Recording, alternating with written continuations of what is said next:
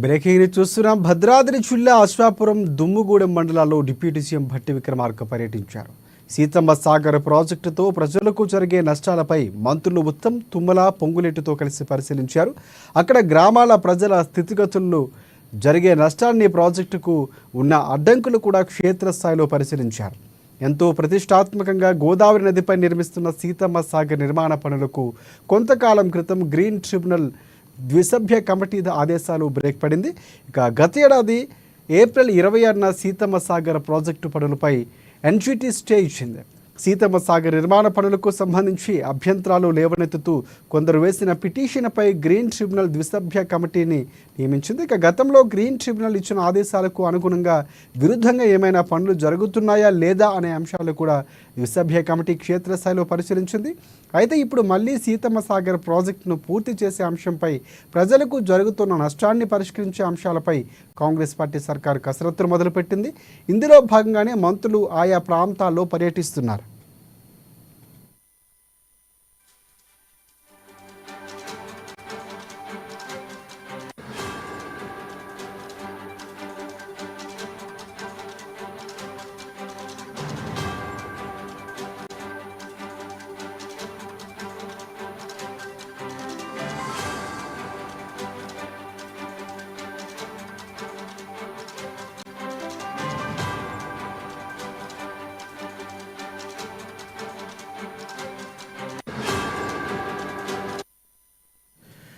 Breaking చూస్తున్నాం. భద్రాద్రి జిల్లా అశ్వాపురం దుమ్ముగూడెం మండలాల్లో డిప్యూటీ సీఎం భట్టి విక్రమార్క పర్యటించారు. సీతమ్మ సాగర్ ప్రాజెక్టుతో ప్రజలకు జరిగే నష్టాలపై మంత్రులు ఉత్తమ్ కుమార్ రెడ్డి, తుమ్మల నాగేశ్వరరావు, పొంగులేటితో కలిసి పరిశీలించారు.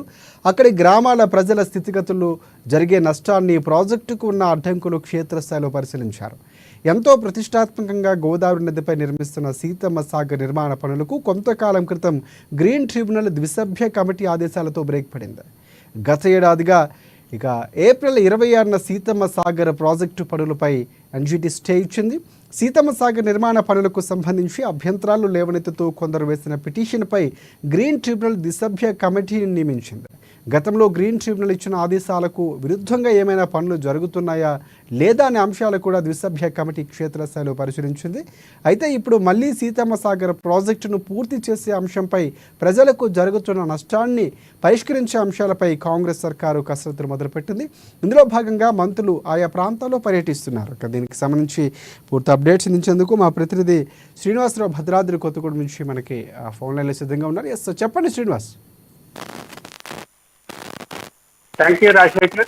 భద్రాద్రి కొత్తగూడెం జిల్లాలోని మణుగూరు, అశ్వాపురం, దుమ్ముగూడెం గ్రామాల మధ్యలో ఉన్నటువంటి గోదావరి పరివాహక ప్రాంతంలో ఈ యొక్క సీతారామ ప్రాజెక్టు నిర్మాణం చేపట్టాలని చెప్పేసి గత బీఆర్ఎస్ ప్రభుత్వం చేపట్టినటువంటి ప్రతిష్టాత్మకమైనటువంటి సీతారామ ప్రాజెక్టు నిర్మాణం మధ్యలో నిలిచిపోవడం జరిగింది. ఈ యొక్క గోదావరిపై నిర్మిస్తున్నటువంటి ఏదైతే సీతారామ ప్రాజెక్టు బ్యారేజీ ఉన్నదో, నిర్మిస్తున్నటువంటి క్రమంలో అక్కడ గిరిజనులకు సంబంధించినటువంటి పొలాలు కావచ్చు, అలాగే సమీపంలో ఉన్నటువంటి ఈ యొక్క పరివాహక ప్రాంతంలో ఉన్నటువంటి గిరిజన గ్రామాలు కావచ్చు, అలాగే అటవీ ప్రాంతం కావచ్చు, ఇవన్నీ కూడా ఈ యొక్క గోదావరి పై నిర్మిస్తున్నటువంటి బ్యారేజీ నిర్మాణం ఏదైతే ఉందో, ఈ నిర్మాణం వల్ల ఇవన్నీ కూడా ఈ యొక్క ముంపుకు గురయ్యేటువంటి పరిస్థితులు నెలకొని ఉన్నటువంటి నేపథ్యంలో ఈ యొక్క అక్కడ గిరిజన గ్రామాలకు చెందినటువంటి ఆ యొక్క గిరిజన ప్రాంతంలో ఉన్నటువంటి గిరిజన నాయకులు ఎవరైతే ఉన్నారో, ఆదివాసీలు, వాళ్ళు గ్రీన్ ట్రిబ్యునల్లో వాళ్ళు కంప్లైంట్ చేయడం జరిగింది.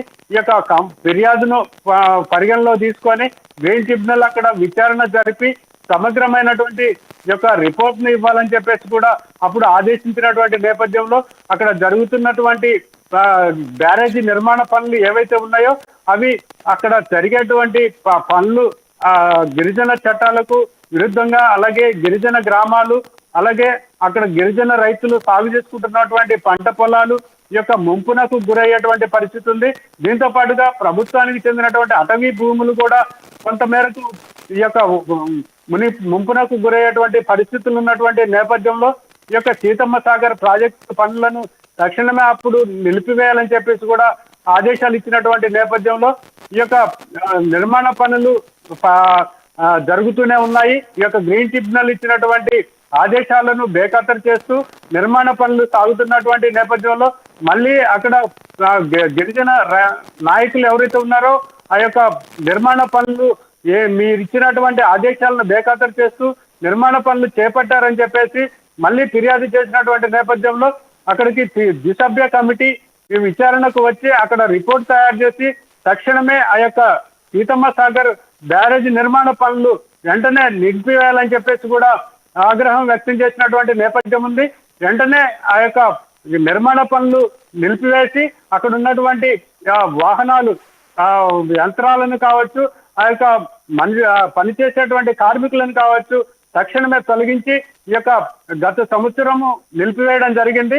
ఇప్పుడు మళ్ళీ ఆనాడు బీఆర్ఎస్ ప్రభుత్వం చేపట్టినటువంటి ఈ యొక్క సీతమ్మ సాగర్ ప్రాజెక్టు పనులు ఈ యొక్క నిలిచిపోయినటువంటి నేపథ్యంలో ఈ యొక్క నూతనంగా ఏర్పడినటువంటి కాంగ్రెస్ ప్రభుత్వం అధికారంలోకి వచ్చిన తర్వాత ఈ ప్రాజెక్టు వల్ల ఏం నష్టం జరుగుతుంది, ఇక్కడ ఏ విధమైనటువంటి ఈ నష్టాలు ఎవరికి ఎంత జరుగుతున్నాయి అనేటువంటి ఈ యొక్క పర్యవేక్షణ చూసేందుకు ఈరోజు మంత్రులు రాష్ట్ర ఉప ముఖ్యమంత్రి బట్టి విక్రమార్క, అలాగే మంత్రులు తుమ్మల నాగేశ్వరరావు, అలాగే శ్రీనివాసరెడ్డి, పొంగులేటి శ్రీనివాసరెడ్డి, అలాగే ఉత్తమ్ కుమార్ రెడ్డి వీరంతా కూడా ఈ యొక్క ప్రాంతాన్ని సందర్శించేందుకు ఈ రోజు భద్రాద్రి కొత్తగూడెం జిల్లాలోని ఈ యొక్క సీతారామ ప్రాజెక్టు ప్రాంతాన్ని పరిశీలించడం జరిగింది. అనంతరం అక్కడ జరిగేటువంటి అధికారుల సమీక్ష సమావేశం కూడా నిర్వహించేటువంటి అవకాశం ఉంది. రాజశేఖర్. రైట్ శ్రీనివాస్, ప్రధానంగా ప్రజల నుంచి ఎలాంటి స్పందన వస్తున్నటువంటి పరిస్థితి కనిపిస్తుంది? ఎందుకంటే గతంలో వ్యతిరేకించినటువంటి పరిస్థితి, చాలా సమస్యలు లేవనెత్తినటువంటి పరిస్థితి కనిపిస్తుంది ప్రాజెక్ట్ వల్ల. సో ఇప్పుడు ప్రాజెక్టులో మార్పులకు అనుగుణంగా అంటే ప్రజల నుంచి వస్తున్నటువంటి ఫిర్యాదులు లేకపోతే వారికి అనుకూలంగా ప్రాజెక్టులో మార్పులు చేర్పులు చేసి ఈ ప్రభుత్వం కొనసాగించే అవకాశం కనిపిస్తుంది. ఇంతవరకు ఏమైనా అక్కడ పర్యటించినటువంటి నేతలతో ఏమైనా ప్రజల నుంచి ఏమైనా విన్నపాలు వెళ్ళేటువంటి పరిస్థితి ఉందా? తప్పకుండా రాజశేఖర్. ఇప్పుడు అక్కడ గిరిజన గ్రామాలకు జరిగేటువంటి నష్టం కావచ్చు, అలాగే అక్కడ ఉన్నటువంటి గిరిజన రైతులు సాగు చేసుకుంటున్నటువంటి పంట పొలాలు కావచ్చు, అటవీ ప్రాంతం కావచ్చు, వీటికి ఏ మేరకు ఎంత నష్టం జరుగుతుంది, వీరికి తగినటువంటి వాళ్ళకి ఏర్పాటు చేయాల్సినది ఏమున్నది ప్రభుత్వం నుంచి అనేది పూర్తి స్థాయిలో సమీక్ష జరిగేటువంటి అవకాశం ఉన్నటువంటి నేపథ్యంలో అక్కడ నష్టపోతున్నటువంటి రైతులు ఎవరైతే ఉన్నారో అక్కడ గిరిజన నాయకులు కావచ్చు, ఆ గిరిజన రైతులు కావచ్చు తప్పకుండా మాకు ఇంత నష్టం జరుగుతుంది, ఇలా జరుగుతుందని చెప్పేసి విన్నవించేటువంటి అవకాశం కూడా ఉన్నది. కాబట్టి వాటిని పరిగణలో తీసుకోవడానికే ఈ యొక్క మంత్రుల బృందం ఈ ప్రాంతాన్ని పర్యటించడం జరుగుతుందని కూడా తెలుస్తోంది.